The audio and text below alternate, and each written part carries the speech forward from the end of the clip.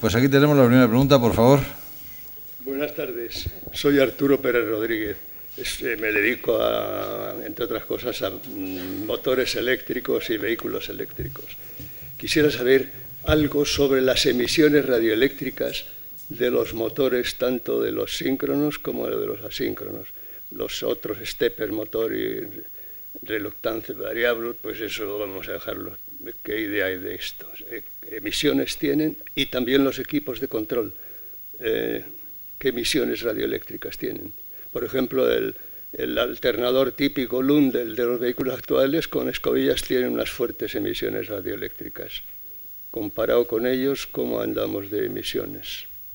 Y también me gustaría saber en tantos por ciento la proporción en coste de los equipos de control, tanto si solamente se utilizan para tracción o si se utilizan para tracción y recuperación mediante frenado dinámico y electromagnético.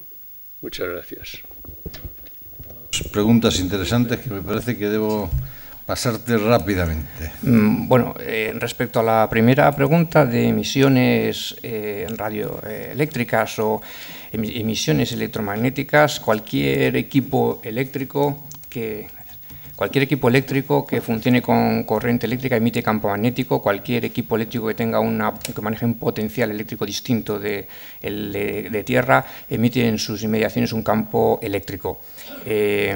En cuanto al campo eléctrico, realmente es muy pequeño lo que se maneja a bordo de un vehículo, porque las tensiones, estamos hablando de pocos cientos de voltios en el caso de mayor tensión, cuando, evidentemente supera mucho la tensión de seguridad actual de los vehículos y que estamos acostumbrados de una batería de 12 voltios, pero en cualquier caso, a nivel de producir campo eléctrico, en las inmediaciones de esos sistemas con potencial de 500, 600 voltios máximo, el campo eléctrico se atenúa totalmente, queda restringido al interno, a la inmediación, al aislamiento de esos cables. El campo magnético, sin embargo, puede ser elevado a la salida donde haya mucha intensidad, y es el caso de la salida en continua de las baterías, en el propio convertidor electrónico y los cables ya de alterna, que normalmente suele ser la mayoría de los motores. Ahí es donde hay que cuidar la emisión de campo magnético. Tanto en continua, como digo, como en alterna. En lo que es el propio motor, el campo que emite es muy pequeño porque ya tiene un núcleo magnético que envuelve y que recoge prácticamente la totalidad del campo magnético. Entonces nosotros las mediciones que conocemos en el entorno de la máquina eléctrica apenas hay campo eléctrico. Otra cosa son las consideraciones de tipo alrededor de unas escobillas o colector, si es una máquina de continua, como ha mencionado, pero el resto en máquinas de alterna, sin ese tipo de dispositivos, apenas se produce campo por la propia máquina, sí los cables de alimentación de la misma. Entonces, realmente nosotros estamos estudiando el caso de los cables, que hay que juntar las fases si es trifásica, hay que juntar la ida y la vuelta si es continua y separarlos de las fuentes separarlos de alguna manera lo más posible. Hay que poner distancia con los ocupantes, que son los ocupantes del vehículo. Hay muchas soluciones, incluso podría llegar eventualmente a apantallarse estos campos, pero realmente, por lo que nosotros estamos viendo en los estudios que hacemos, todavía no, lo que son las recomendaciones de la normativa vigente, pues son límites muy altos comparado con lo que se está registrando a bordo de un vehículo. O sea que ahora mismo hay soluciones, pero todavía no parece que haya que tomar medidas en ese sentido, si bien hay que estudiarlo y mantenerlo en la segunda pregunta. No recuerdo, perdón. Sí. Comparado de un inverter para tracción solamente, El frenado regenerativo, sí. O cuando es para tracción y recuperación. El convertidor electrónico es lógicamente el mismo, el que dirige el flujo de energía desde continua, es un convertidor de continua a alterna, en el caso de que el motor sea de alterna, con lo cual es el que dirige la energía de la batería al motor o del motor a la batería, es el mismo, tiene un funcionamiento reversible igual que la máquina, con lo cual no es distinto convertidor, es el mismo. Y en cuanto al coste, pues, por ejemplo, es comparable el precio del convertidor al de un motor si hablamos de imanes permanentes, pero es bastante más caro el convertidor que el motor si hablamos de un motor de inducción de jaula de ardilla convencional. O sea que ahí es un equipo caro. El motor puede ser muy barato si es jaula, puede ser caro si es imanes, El convertidor en general es caro y la batería, en mi opinión, es carísima a día de hoy. Y estos serían los 3 elementos de potencia de lo que sería la tracción. Perdón, esas emisiones que hay requieren en un vehículo ya de turismo en fabricación en serio, ¿podrían requerir eliminadores o supresores como lleva, a pesar ya de lo que ha citado de concentrar las fases de corriente trifásica, etcétera? ¿Exigirían supresores como hoy día exigen para los casos de los alternadores que llevan los coches que tienen que tienen anillos, sí, que tienen un nivel de emisiones radioeléctricas, no por el peligro de los pasajeros, sino sí, porque perturban al funcionamiento de todo el equipo eléctrico y electrónico que lleva el vehículo? ¿Exigirían estas tecnologías, exigirían supresores? ¿O no está todavía estudiado este asunto? Yo creo que los componentes que hay a bordo en estos sistemas de tracción en vehículos eléctricos no son distintos a los que se usan en la industria. Hay baterías, ya estamos acostumbrados a manejar, aunque no sean de la misma tecnología que las que están por venir. Los convertidores electrónicos se usan en multitud de aplicaciones industriales y los motores igual. Entonces, realmente, las perturbaciones electromagnéticas de cara a compatibilidad electromagnética que afecten al uso de al funcionamiento de otros equipos, eso está, yo creo que bastante estudiado, y la tecnología de esos supresores y esos filtros y esa inmunidad es de alguna manera ya controlada. Incluso hay que cumplir unas emisiones y una compatibilidad electromagnética, con lo cual no son nuevos elementos. Yo creo que esto no es un tema más preocupante. Por eso me he centrado más pensaba que iba la pregunta más relacionada a los efectos en el cuerpo humano, puesto que es un nuevo gran equipo eléctrico y muy cerca de nosotros, que no estamos acostumbrados a tenerlos tan cerca, ciertas potencias como podemos empezar a tenerlos cuando vayamos montados en vehículos eléctricos. Muy bien, evidentemente está toda la homologación de compatibilidad electromagnética, que no sé si José María, que acaba de plazar también un proceso con el vehículo que hemos desarrollado, quiere añadir algo. Sí, simplemente, igual que se ha homologado en Mitsubishi, se han homologado el resto de vehículos a nivel europeo, todos tienen que pasar por las directivas correspondientes. Nosotros, en cuanto a compatibilidad electromagnética, llevamos un motor de inducción, el convertidor para ese motor de inducción. Lo que sí hemos tenido que es meter por tubo los cables correspondientes, pero una vez que cumplen las emisiones radiadas, las conducidas, y el reglamento 100, que es un poco para el tema de baja tensión de los componentes que lleva incorporados, el vehículo, si cumple todos los reglamentos, directivas de frenado, dirección, de campo de visión, alumbrado, pues es un vehículo normal. Muy bien. Buenas tardes. José María Fernández Cuevas. En primer lugar, muchas gracias a todos los ponentes que han expuesto muy brillantes ponencias. Esta está conectado. Yo quería hacer 2 preguntas. La primera al profesor José María López. Nos ha hablado del vehículo experimental que habéis desarrollado en el INSIA y parece que lleva tres generadores, digamos, un motor de combustión tradicional, uno de pila de hidrógeno y unas placas solares. Yo no sé, ¿es totalmente necesario el motor de combustión o hubiera sido posible desarrollar el vehículo sin el motor de combustión para acercarse más al óptimo? Esta es la primera pregunta, perdón. Y la segunda pregunta al doctor Amarilla. Nos ha hablado de todo el desarrollo y el desarrollo futuro de las nuevas baterías, nos ha hablado de los ciclos y de las autonomías, pero he hecho un poco de menos los tiempos de carga. Bueno, muchas gracias por su amable pregunta. El Episol, cuando es un proyecto de hace, llevamos 5 años desarrollándolo, lo hemos terminado y homologado a primeros de este año, surgió a la propuesta de esta empresa CEMUSA como un vehículo urbano que fuera, CEMUSA es una empresa que se dedica al mobiliario urbano, tiene el mobiliario urbano en Madrid, pero también tiene otros mobiliarios urbanos de importantes capitales de Europa y también de Nueva York.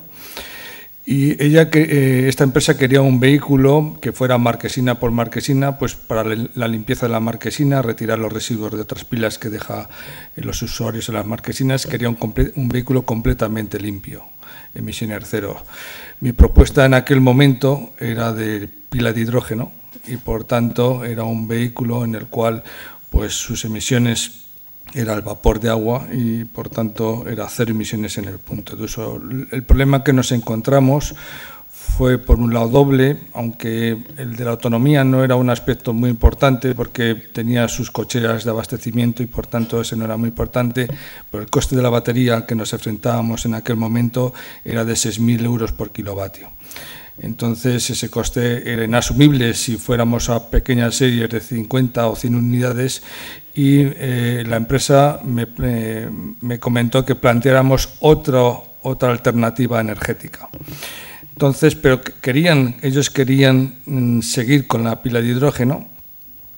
Entonces, el planteamiento fue introducir un motor térmico con su generador, motor térmico que su coste está en torno a los 50 euros kilovatio, por tanto estamos a unos niveles distintos, quizá con un rendimiento peor que el de la pila de combustible, pero al estar desacoplado de la tracción trabaja en sus puntos mejores de consumo.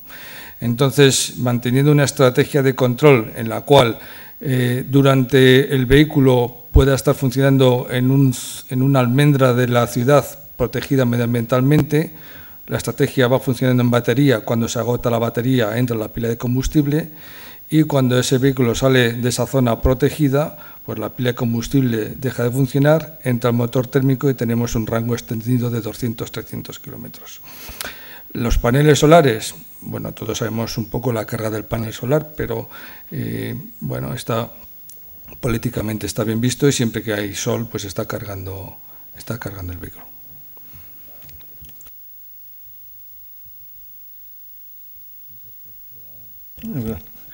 Respecto a algunos datos que tengo yo de carga rápida, pues a nivel de prototipos de laboratorio, cargamos en menos de... O sea, hay prototipos que cargan en menos de un minuto, pero en pilas muy pequeñas de laboratorio. A nivel industrial, yo sé que, por ejemplo, Toshiba tiene una batería que ya dice que puede ser para coche eléctrico y creo recordar que dice que carga en 5 minutos el 80% de la carga. Muchas veces la carga rápida yo creo que es un problema de toda la infraestructura que hay que montar. Pero a nivel de baterías sí que ya hay baterías. Habría que ver el precio. O sea, a nivel de laboratorio, hay laboratorios que ya han publicado por encima de en menos de un minuto recargas prácticamente, claro, una pila de laboratorio. Indudablemente lo que comentaba antes, que habrá que hacer la ingeniería y cuando pasas, eso yo creo que aquí vosotros al ser ingenieros sabéis el gran problema que hay de pasar de tener, en mi caso que uso no llega al gramo de muestra, a tener casi 400 kilos que pesan algunas de estas baterías. O sea, ese escalado no es obvio. A nivel de laboratorio somos capaces de cargar baterías casi al 100% en menos de un minuto. Yo tengo un dato de una batería de Toshiba ya con un tamaño que parece que está adaptado un poco, porque no es fácil de conseguir esta información. Esto lo consigues un poco por internet y entonces la fiabilidad es la que es. Pero ellos dicen de cargar la batería 80% en menos de 5 minutos. Esa batería es grande. Y recientemente he visto una noticia de que una compañía, yo creo que eran en Corea, seguro era en Asia, que decía que cargaban un IMEP, creo recordar que era el coche, el 50% en menos de 3 minutos. Realmente ellos lo que decían es que habían desarrollado una ingeniería de carga rápida. O sea, con esto quiero decir que las baterías, la carga rápida, yo creo que ya hay tecnología para hacerlas. Otra cosa es que cuando oyes a la gente de las compañías eléctricas no les hace mucha gracia la carga rápida. Eso es lo que habrá que ver. Esa fue una de las sorpresas que me llevé cuando vine a estos seminarios, ¿no? Pues nosotros a nivel de ciencia, realmente una de las cosas que yo he intentado en mis materiales de electrodo es precisamente conseguir alta potencia. Alta potencia es que tú das potencia, pero también te permite carga rápida. O sea, que es la misma idea. Entonces, por ejemplo, nosotros a ese nivel trabajamos mucho lo que es la nanotecnología, es decir, intentamos hacer muestras con tamaño de partícula muy pequeñito, de tal manera que las reacciones se hacen muy rápidas porque tu muestra es muy pequeña. Entonces, a nivel de laboratorio, hay ya laboratorios que van por encima del minuto. Yo creo que ahí el reto está en ver si eso es realmente es lo que se pide en los coches eléctricos, por todo el problema que yo lo entiendo hasta donde lo entiendo, pero por lo visto eso supondría unas corrientes muy altas y había un problema muy importante a nivel de electricidad. Pero a nivel de laboratorio, vamos, y esta es una batería, la de Toshiba, da en 5 minutos el 80%, yo creo que eso ya son unos datos bastante serios. O sea, hasta tal punto que si esto uno lo mira así, se pregunta si que con estos datos la autonomía empieza a ser ya un problema. Porque 5 minutos en un coche como el chino que dice que tiene por encima de 300 kilómetros y eres capaz de cargar en 5 minutos 80%, te paras a tomar el café y sigues. Con lo cual, realmente, si uno analiza esas ideas, yo realmente creo que el problema de la autonomía probablemente se resuelva más fácil de lo que uno se cree. Porque realmente la forma de trabajar es cargar por la noche. Entonces la carga lenta de 6 a 8 horas, esa se hace en casa normal, y la carga rápida yo creo que es una carga de emergencia, que yo creo que cuando uno empiece a familiarizarse con los coches, lo mismo no la va a necesitar mucho. Pero es verdad que la gente tenemos miedo a quedarnos tirados. Y bueno, ya hay baterías que van en ese sentido. O sea, ya ahora mismo hay tecnología. Lo que no sé es el precio que tendrán. Eso es la verdad, porque conseguir precios... Igual que comentabas tú con los motores, lo de los precios es... La gente está muy callada porque probablemente vean que la batería es donde tengan gran parte del negocio del coche eléctrico. Entonces lo intentan desarrollar ellos mismos. Pues esto es un poco lo que les puedo comentar. Muy bien, me temo que en la sesión correspondiente a la alimentación también saldrá este tema con las compañías eléctricas. ¿Más preguntas? Sí, adelante. Hola, buenas tardes. Mi nombre es Manuel Barrera y trabajo en generación eléctrica. Y mi pregunta iba un poco encaminada al par regenerativo. Han comentado que, sobre todo en ciudad entiendo que no hay una diferencia potencial. Una de las formas para conseguir energía es a través de ese frenado. Y me gustaría saber si tenían, no sé, porcentajes de eficiencia de la energía que se está consiguiendo a través de ese freno regenerativo. Muchas gracias.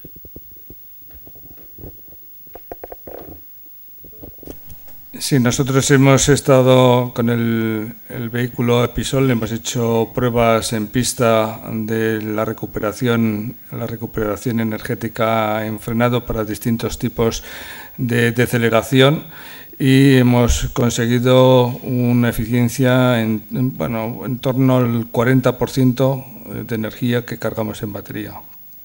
Con lo cual, en principio, está en la línea de las publicaciones técnicas que se está haciendo en este sentido y que alguna marca también está un poco publicando. Yo creo que los límites hasta ahora han sido muy bajos, se recuperaba 10, 15, 20% de la energía durante el frenado, pero ese es justo lo que va incrementando a medida que van saliendo nuevos vehículos. De la energía recuperable... No, de la máxima energía recuperable que vas a un vehículo a una determinada velocidad constante, llevas acumulada una determinada energía cinética, por tanto esa está disponible, esa es la máxima energía que puedes recuperar al frenar el vehículo totalmente y normalmente se está recuperando un 20, ahora subiendo, como ha dicho el profesor José María López, 30 y como mucho 40, en mi opinión, por ciento de esa energía máxima recuperable. Esto es lo que tiene que ir evolucionando la tecnología para permitir dimensionar adecuadamente el convertidor electrónico para que permita un frenado brusco recuperando toda la energía. Las baterías tienen que permitir ese pico de corriente de carga brusco para poder recuperar toda esa energía en el frenado y el resto, pues lo que es la electrónica del control, la máquina, esto pues siempre que se esté dentro de los límites de cada uno de los componentes, pues...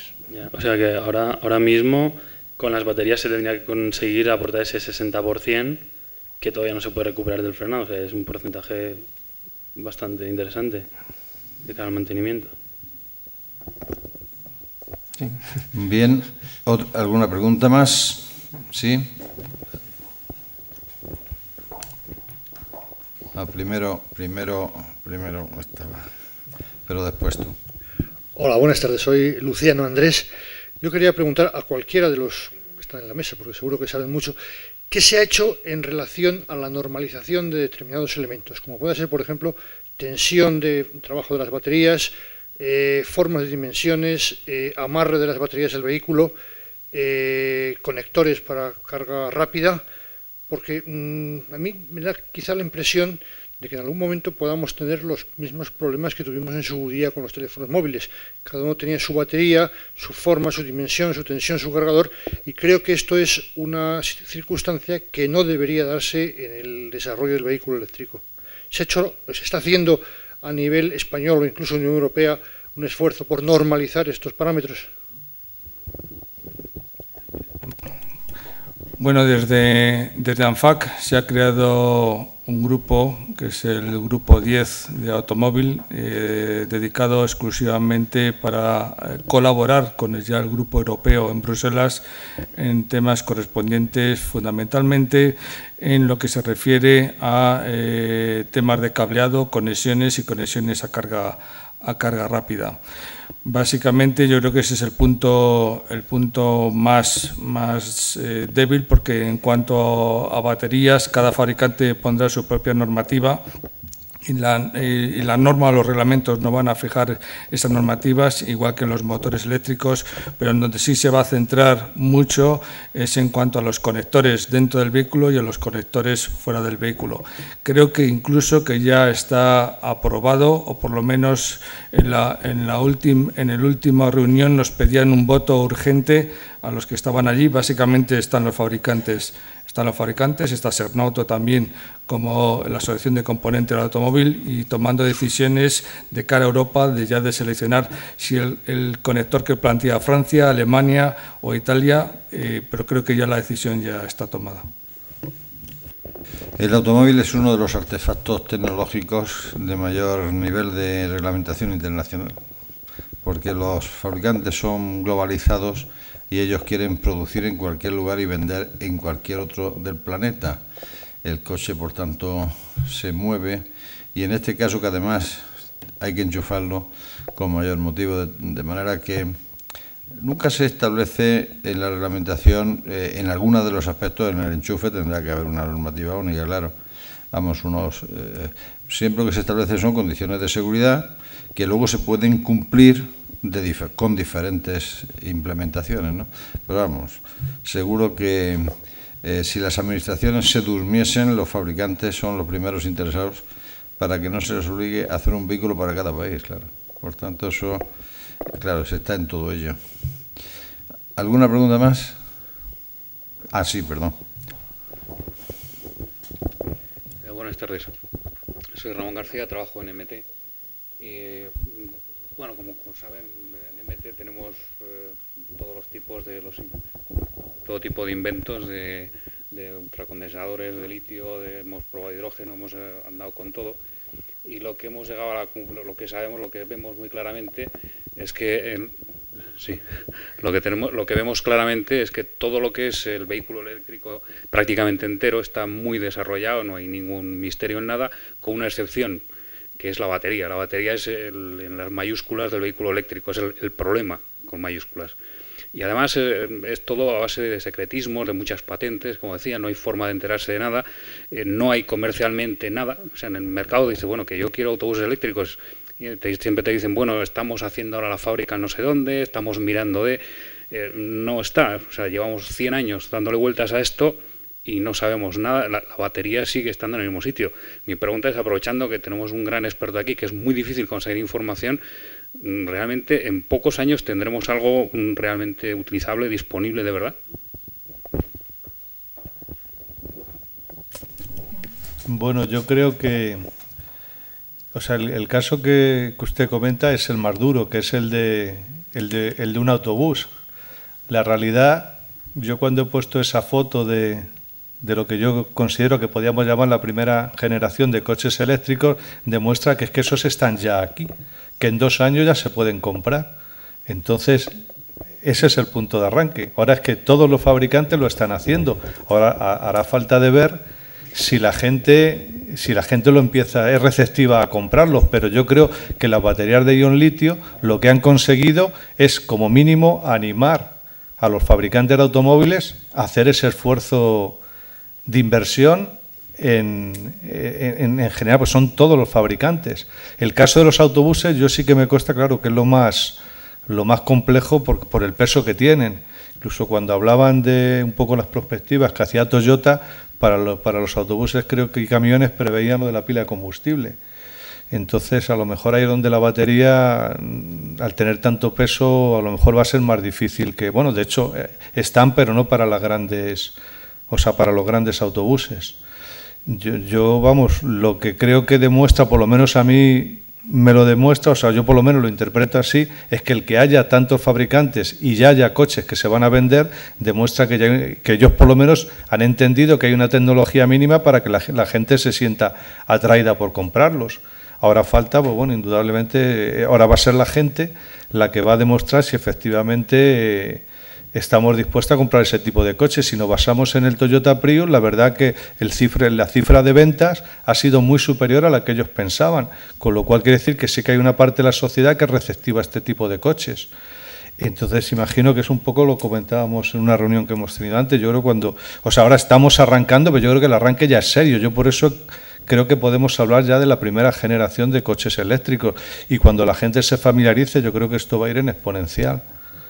Es decir, que nosotros estamos locos por comprar, porque no encontramos nadie que nos venda. Bueno, en un año... Bueno, los chinos han sacado un autobús de estos de Beyond Your Dream, yo creo. Lo que pasa que yo creo que el autobús es de lo... Por eso me suena a mí que el autobús es el caso más... Bueno, claro, incluso el autobús ese sí que tiraría de carga rápida, porque no creo que aguantase un día... O sea, llegar y cargar por la noche no creo que dé para una carga de un día, por las autonomías que tiene. Pero claro, es que es el caso, yo creo, más duro de lo que se plantea. Y vamos, yo basándome en el dato de Toyota para ese tipo de coches sí que preveía la pila de combustible por el tema de la autonomía.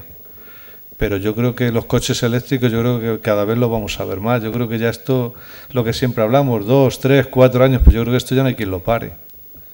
Yo la verdad que creo que eso es así. Y lo vamos a ver con nuestros propios ojos.